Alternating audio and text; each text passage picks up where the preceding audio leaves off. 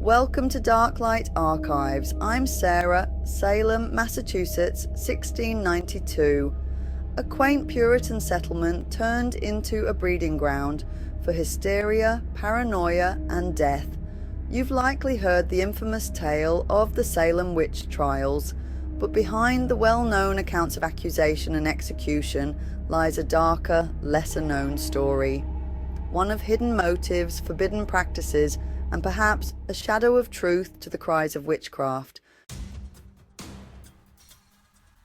The story begins with a perfect storm of fear. Salem was a deeply religious community, its people governed by the strict rules of Puritanism. In their world, the devil wasn't just a metaphor, he was a living entity, lurking in the shadows, ready to corrupt their souls. But why Salem? Why 1692? The truth lies in a combination of environmental, social, and even political factors. Historians now believe a cold winter and failed crops left the community on edge. Add to that the looming threat of attacks by native tribes and the tensions between rival families. And you have a village teetering on the edge of madness.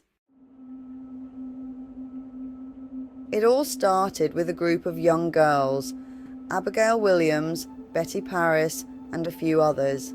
They began exhibiting strange behaviours, fits, convulsions, and eerie utterances.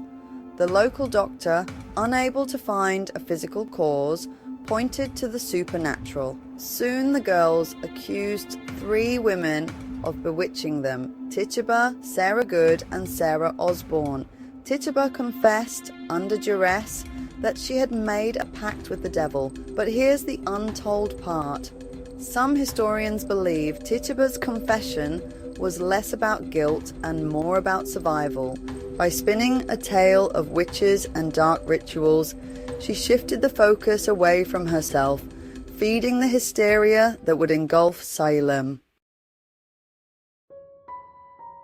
The Salem Witch Trials weren't just about fear of the supernatural.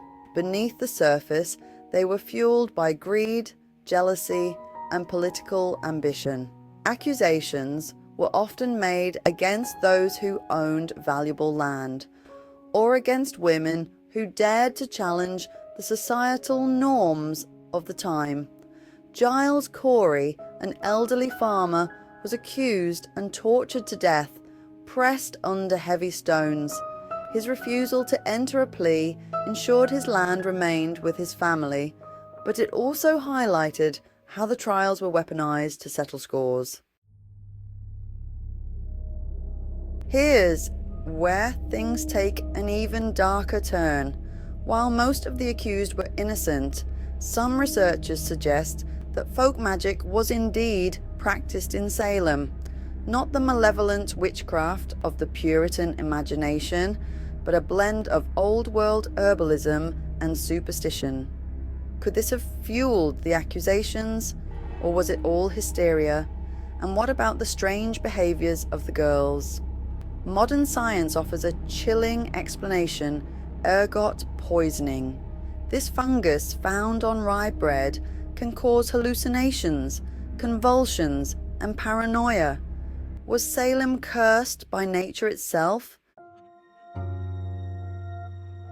By the time the hysteria ended in early 1693, 20 people had been executed and hundreds imprisoned.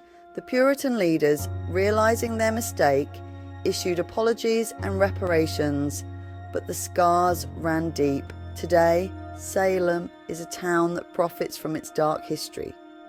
But beyond the haunted houses and museums, the trials serve as a cautionary tale, a reminder of the dangers of mass hysteria and unchecked power. The Salem Witch Trials weren't just a dark chapter in history, they were a mirror reflecting the fears, flaws, and frailties of human nature.